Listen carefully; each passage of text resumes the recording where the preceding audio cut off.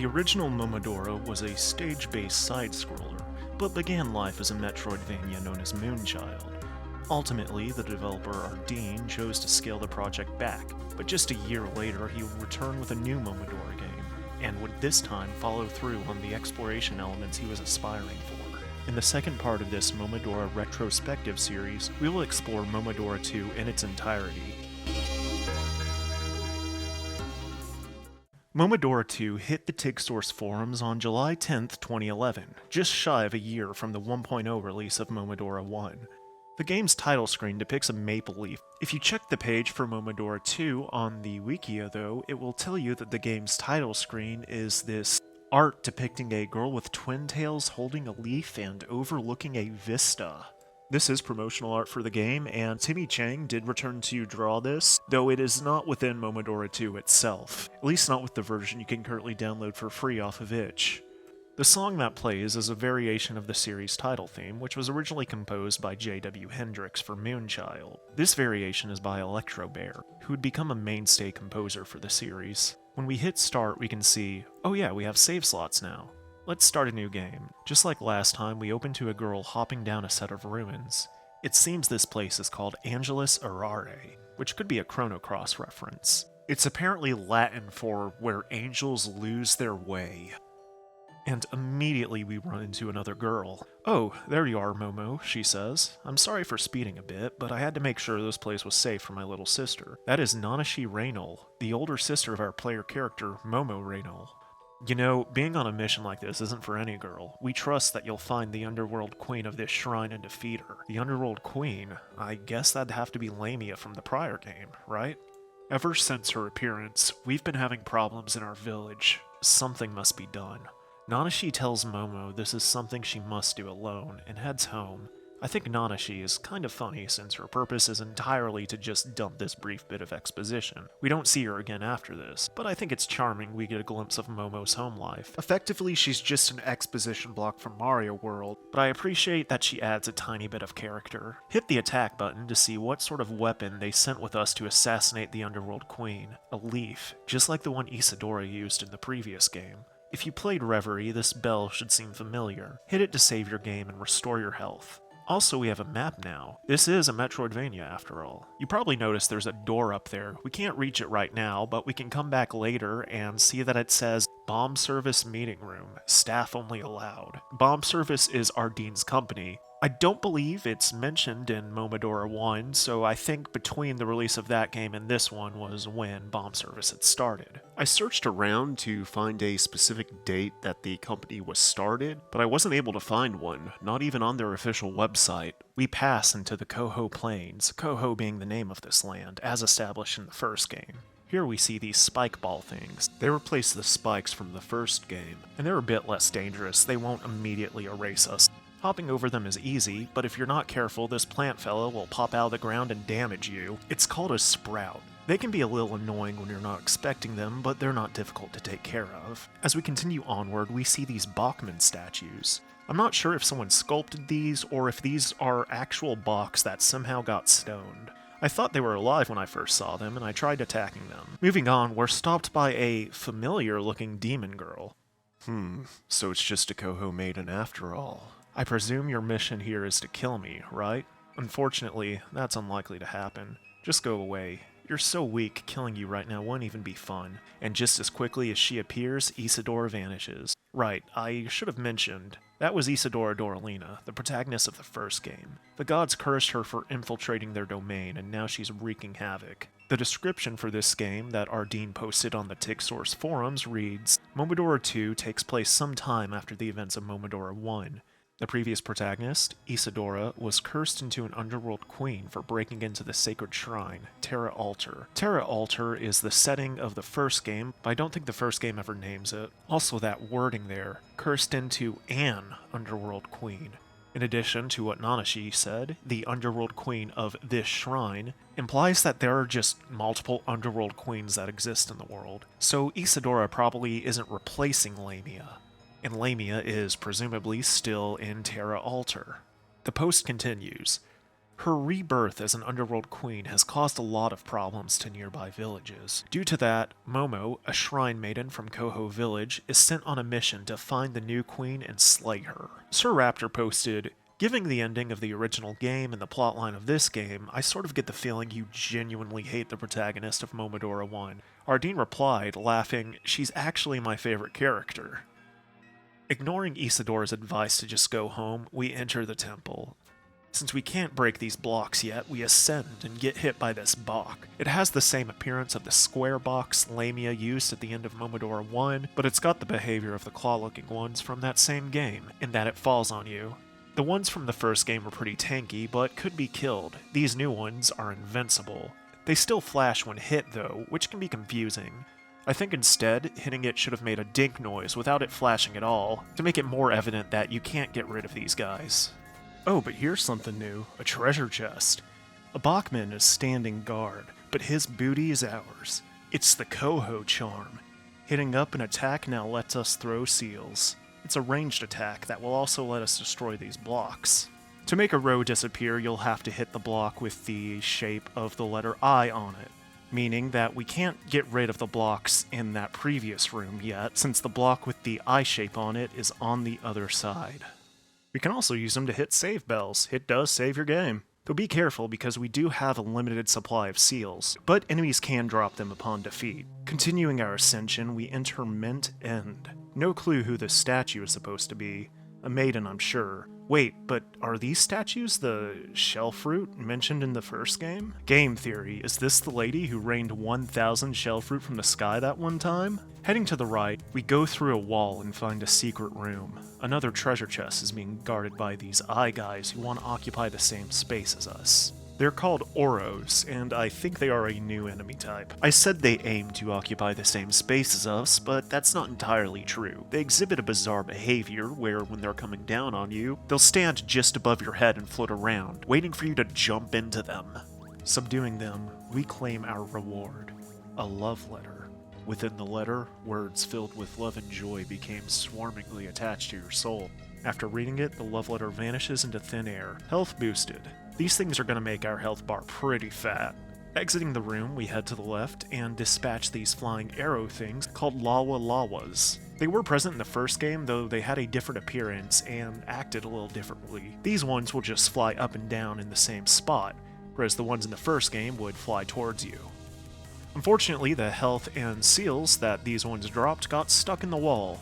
This happens from time to time, and it's not a big deal, but it is worth noting this game can feel a little loosey sometimes. It still has the vibe of an amateur project like the first game does, after all.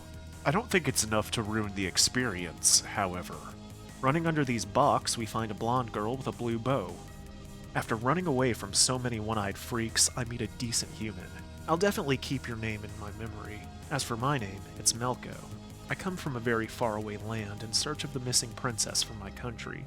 Our princess's name is Aerie. She supposedly fled the kingdom after seeing the dreadful state of our citizens outside the royal family. I've heard people saying she came here looking for the sacred powers hidden within, but where is she? If you ever find her, can you bring her back here? Given we're currently dealing with the ramifications of what happened the last time someone tried to retrieve some sort of secret power in a sacred shrine, we should probably go retrieve her. I find the detail about the suffering people of their land interesting. Momodora 2 doesn't really elaborate farther on that, unfortunately. Continuing onward, we find another girl. This one kneeling at this statue, emanating an aura. You can't talk to her, and honestly I'm not even sure she's alive. The inscription on the statue says Luna. It's a statue of a priestess. We can kneel with the girl and absorb the statue's power. Reaching far off distances, your prayers touch the heart of the gods. You've been blessed by Luna. A meter appears in the top right, with a fourth of it now filled. This meter's purpose is unknown at this point of the game. Next we pass into the Mallory Sanctum and are immediately stopped by a girl with a scarf. And just who are you now? Get the fug out of my way! The jarring profanity is actually a hint of how to beat her. She'll charge up a punch and we'll need to get the fuck out of the way. Doing so will cause her to run to the wall and get dizzy, giving us an opening to retaliate. Gotta say though, interesting decision dropping an F nuke for one of these run into walls bosses. Anyway, don't wail on her for too long, because she sends out a Hadoken-like projectile once she recovers. This boss will also toss knives at us. You can deflect them with your seals, but she only throws 2 at a time in a sort of V-shaped pattern. They're relatively easy to avoid. How can this be? You are annoying as hell. You better not appear in front of me again. Alright, see ya. Now that she's out of the way, we can actually explore the sanctum. It's a cave-like area. Just down here we grab the wave charm. Our seals now pass through walls.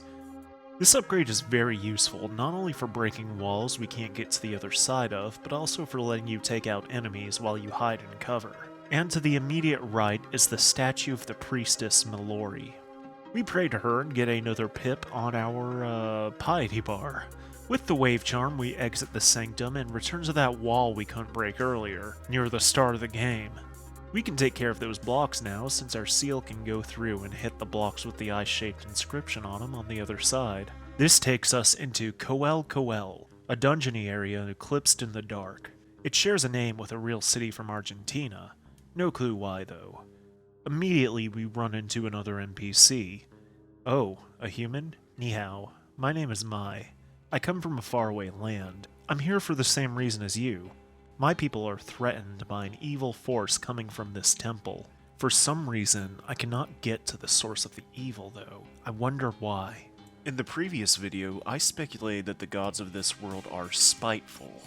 Not only was Isadora punished for defying them, her curse is affecting a countless number of other people across various lands too.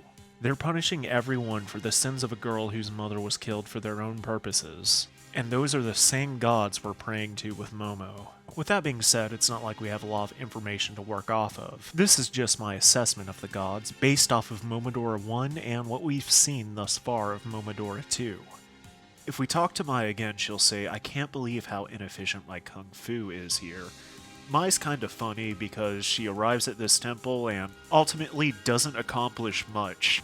Coel Coel introduces cats with lanterns called candle cats. They provide a light source, so it can be helpful to leave them alive.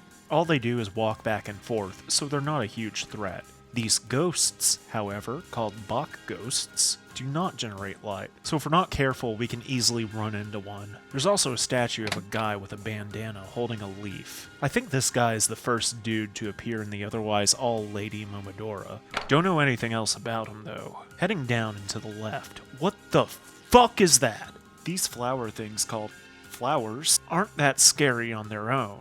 But the way they move, in tandem with being plunged in the darkness, definitely increases the creepy factor. They aren't that bad though, all they do is writhe around, so they're pretty easy to dispatch. Defeating this one, we get another love letter. Moving on, we quickly come across a ledge we can't reach. That's okay because the magic feather is in the chest to the immediate next room. Now we can double jump. Evidently, this feature was to be in Momodora 1 while it was still being developed as Moonchild. I wonder how much of Momodora 2 is Ardeen going back and accomplishing things he wanted to do in Moonchild. Anyway, there's not actually anything up on this ledge. I feel like this ledge was put here for the player to try out their double jump, but otherwise it's a waste of time. Nearby is another wall we can go through. Inside is a black chest. A strange crest is engraved here. It's sealed by some kind of power. There isn't actually a way to open this chest. It's just supposed to reference the sealed chests from Chrono Trigger. In the TIG source thread, Ardeen threw around the idea of putting an item inside, but that ultimately never came to fruition. We find another statue of a priestess, this one named Chiemi. Only one more pip in our piety bar to fill. We already have 55% of the game world mapped out as well. Momodora 2 is very bite-sized, and I think that works in this game's favor. It doesn't overstay its welcome at all. We return to Mallory Sanctum, now capable of grabbing this love letter with our double jump. We also pass by another statue, the headpiece on this one being rather unique. Not sure who this is supposed to be. We then loop into Rawheart Hall. I assume Rawheart is a family name. We could have also entered this place through Mint End. Anyway, through the previous entrance we can find a couple of ghosts just chillin'. We can't interact with them, but it's a cute detail.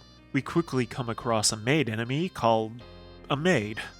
Maids seem to just mind their own business, sweeping, but the dust they sweep up transforms into a skull shape and can damage us. It's a charming enemy, but one thing I'll say about the design is, I assumed the first maid I saw was an NPC and walked into it. I'm sure something could have been done to differentiate their design from regular NPCs. You can make them Bachman maids. That wouldn't be too out of place with these Bachman-looking butlers who throw plates at you. They're called Bach waiters. Their plates can't go through walls, but our seals can. Once again, we run into Mai. Oh, you again. I think you were from Coho, right? Sorry, I forgot your name, so I guess you're not one to give a lasting impression. Ah, Momo, right. I still haven't progressed much on my mission, but I hope you're doing fine on yours. It doesn't really matter which one of us, or whoever else defeats the evil from this forsaken place. As long as that evil is gone, we will all be able to live in peace again. I was tempted to say Mai is an ass, but I think she's just frank. If we drop down here, we can enter the hall that connects to Mint End. Here, we run into Melko again. Hey Momo, how have you been? I've been running away from all kinds of despicable creatures for some time now. We tell her we haven't found her princess yet, and she says she's made no progress. Then she tells us, if you find her, can you please tell her to go where we first met? So upon first glance, I read that and think, ah, where they met before entering the temple and splitting up. But no, Melko and Eri didn't enter the temple at the same time. According to what Melko told us earlier, Eri went missing and Melko arrived in search after hearing rumors that Eri was here. She doesn't even know if Eri is here. So, where we first met must mean where Melko and Eri first met in their faraway homeland. I guess Melko is just going home. Which, fair, I have no clue how she's alive to be honest. Though now that I think about it, maybe Melko means where she and Momo first met. But whatever, it's not super important. Heading back up and going to the right, we come across another blue chest. It contains the Twinkle Pendant. Double tapping left or right will let you dash. This can be used to destroy these metallic looking star blocks. It also has uses for dodging and platforming. I wish it was mapped to its own key to be honest. It sharing the movement key sometimes causes me to dash without meaning to. It also means that, to dash, you have to stop holding the direction you're moving to input the dash command. I had the game mapped to a controller, and there's a particular bit where you need to chain dashes together to fill out a portion of the map. It took me several times, and it really wore on my thumb. Between the dash command and hitting up an attack to fire projectile, I get the impression a goal of this game's development was to have it be totally mappable on an NES controller. Up and attack is how you use items in Castlevania after all. Given that Momodora 3 goes on to have an instruction booklet, I think Ardeen wanted to have the player feel like they were playing a retro title. Before we can hit up the save, the girl from earlier appears and picks another fight. This time, I'm going to be dead serious about ripping your bones apart. Jesus Christ! She jumps up in the air and spins around, flinging knives. It's more showy than it is dangerous. Stand on the opposite end of the arena and you'll have plenty of room to weave around her knives. When she's done throwing knives, she'll bring down a charged fist to the opposite side of the arena, sending out 2 shockwaves as she lands. As she charges another attack, you can use this moment to get a few hits off on her. But be careful because she'll then send 3 Hadoken-like projectiles at you. And even if you jump over her, she'll change directions. After that, she'll hop back in the air and shoot projectiles again, and the pattern continues. The bosses in this game are essentially early Mega Man bosses. They have a pattern that's meant to overwhelm you until you figure it out. Once you learn the pattern, the execution is pretty simple. With that being said, it's probably going to take some trial and error to learn the boss. And if you die, you have to go back and collect the dash skill again. You could end up repeating this section numerous times. But we chuck one last seal at her and she finally comes tumbling down. Why? I've lost to you again? Just who are you? Are you looking for the sacred power of this temple too? What? Underworld Queen? I don't know about such thing. I guess you're not an enemy then. I am Eri, Princess of the Kingdom of Karst. Given the small cast we're working with, you probably already figured out who this is. The Kingdom of Karst will come up again in future titles. Though we have heard about Karst before. In Momodora 1, the second gun we can find is called the Karst Gatling. Eri continues, I'm here because of the many legends concerning the miraculous power of this shrine. With such power, I can bring happiness to everyone in my country. The people of my kingdom live a terrible life under extreme conditions. Those outside the royal castle are in deep grief. Like I said earlier, I really wish the game expanded on this a bit. Have these people been struck by some kind of curse? Is the cause of everyone's misery within the monarchy itself? These questions are left unanswered, but like I said, we'll hear more about the Kingdom of Karst in games going forward. We can go back and talk to Melko and get new dialogue. Wait, you found Eri? You fought her? Ah, alright. I guess everything between you two was resolved then. Thanks for all this information. As soon as I can, I'll start looking for her. I mean, Eri's just up in the hallway above, and she doesn't seem to be going anywhere. Anyway, we go up here and... Wait, how did Mai beat us here? She was just in the previous room. It seems some kind of force prevents me from pushing onwards. So let be it. My duty here is over then. Momo, you are the only hope for my people and yours. Well, we can't pass right now either, so I don't know what gives her that impression. Be careful though. Can you hear these screams of pain and agony? It seems something or someone is in deep grief. Maybe you can only free that soul from such pain. Good luck, and may the gods be with you. Yeah, may they. We've already seen what happens when they're not with you. If we want to get past this barrier, then we need to take Mai's advice and get the gods on our side. And thus, we need to find and pray to the final statue. That statue, just down and to the left, past these blocks we can now break. It's a statue of Kaho. Apparently her name can also be pronounced Keho.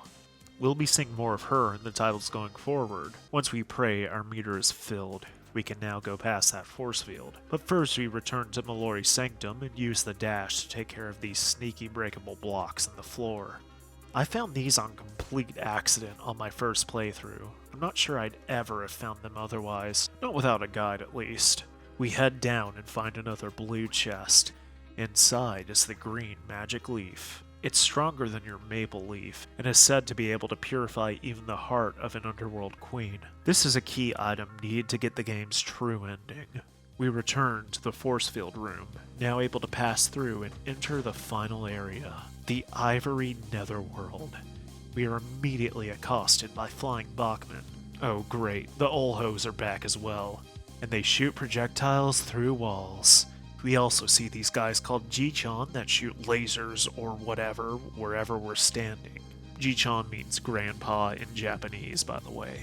They can't move while shooting their lasers, so get out of the way and you'll be alright. They don't take a lot of hits to take down either if you can get to them. God, look at this fucking Kaizo bullshit spike room, Jesus Christ. We can get a love letter from this chest if we successfully navigate it. Since spikes don't insta-kill us, this challenge isn't really that bad. There's a second love letter to find in this stage as well, if we head to the right. It's guarded by another Olhole and some spikes. And with that, we've collected every item in the game. With our map at 98% completion, all that's left has gotta be the boss room, right? Luckily there's a save bell right outside of it. So if we end up dying, we won't have to go through the entire stage again like we did in Momodora 1. Isadora sits upon the throne like Dracula in Rondo of Blood. You're that Koho maiden from before, so you really are serious about killing me. Oh well. For reaching this far into the temple, you must be a worthy opponent. And not satisfied with just a cliche, now prepare yourself or prepare to die, Isadora proclaims, get ready to be beaten to death. It's a good thing that she didn't specify that she herself would be dealing out this beating, because she then summons Dora's Shadow, a doppelganger. The boss starts the fight by dashing to where you're standing and sending out 3 projectiles also to where you're standing. She then teleports to in front of the throne and hops around. This is an optimal time to attack her, but be careful because she then summons down a laser that expands and takes up a good chunk of the stage before slowly retracting. She then repeats these 2 attacks until receiving enough damage to enter phase 2, at which point she moves to the center of the screen and unleashes a bunch of small projectiles in a circular pattern. She then fires a cone of projectiles wherever you were standing. She can't change the trajectory of the projectiles once she starts firing, so take this opportunity to strike her. Eventually, Dora's shadow will disappear and the real Isadora will take her place. Being able to defeat that shadow, that's really something. Well, I guess I have to take you seriously then. Immediately, Isadora summons a legion of Boks rising beneath us. They go to the ceiling, and as they come back down, numerous lasers take their place. She then flies to the opposite end of the arena and releases a shockwave across the ground. In some ways, this battle mirrors the fight with Lamia from the first game, and like with Lamia, we'll need to volley around a giant blinking orb to damage Isadora. The timing on this one is a little hard. The orb really picks up speed. At first I tried mashing, but I found the results inconsistent. I found more success just focusing on getting the timing right. Win enough rounds against Isadora and she'll finally fade away. And so, Momo's mission ended after fighting the Underworld Queen. Peace would last for many decades in Koho, as new maidens kept training to protect the village. At least, that's what would have happened had we not gotten the green magic leaf in Mallory's sanctum. Since we collected that, we'll get the true ending. Instead of vanishing, Isadora teleports to the center of the screen and tosses 2 leaves at Momo, the leaves cutting Momo's hair. Momo ignores them and leaps, bracing Isadora. And in a degree of visual storytelling I wasn't expecting from this game, we cut to various screens from Momodora 1 and 2, and Isadora is no longer bearing horns. Momo, I'm glad you came here to save me. Ever since I fought with that Underworld Queen, something changed in me. I couldn't bring my mother back to life, and instead I was cursed into that monster you defeated. Isadora then apologizes and begs Momo for forgiveness. With this ending, we'll actually get the credits. Several images appear throughout. We see Mai, I assume, returning home. Meanwhile, Melko is totally exasperated dealing with Eri here. And the final image is Momo exiting the shrine, with Isadora hopping in tow. We're taken back to the save screen. We can save our game and load up that same file to start New Game Plus. We'll start with all the items we collected on the previous playthrough, though we'll need to pray to all 4 priestess statues again to unlock the final area. Our map is retained as well, but we're only at 99% completion. Starting New Game Plus, we continue as normal, run into Nanashi again. Nanashi giving us her usual spiel. But now she stands before an open door. Meanwhile, the door up above, the bomb service staff room, is no longer there. Well, let's see what's inside this door then. It's the developer room. I guess the bomb service staff room got moved down. And this room is the last percent we need to complete our map. We can talk to various NPCs here who serve as stand-ins for the devs. Many of these sprites are totally unique to this room. Here we can talk to Electro Bear, who plugs a link to their website. PKBT, a returning programmer for the series, is represented by this Bachman looping a throw animation. He says, "Exterminate, exterminate, exterminate." Thurns is listed in the credits as an artist, and is represented as a block, and doesn't even want to be here, apparently. Jujitsu is mentioned in the special thanks, and is chilling out here with an octopus on their head, shouting "Wizard." I imagine that's an in-joke within Tig Source. Jay Mickle, who joined as a programmer, is represented as a literal dog person, and they state, "Laika come home," possibly a reference to the dog the Soviet Union sent to space in 1957. The real Laika did not make it back home. Katet says, hey, I'm a pushy fangirl. Go finish making your indie game."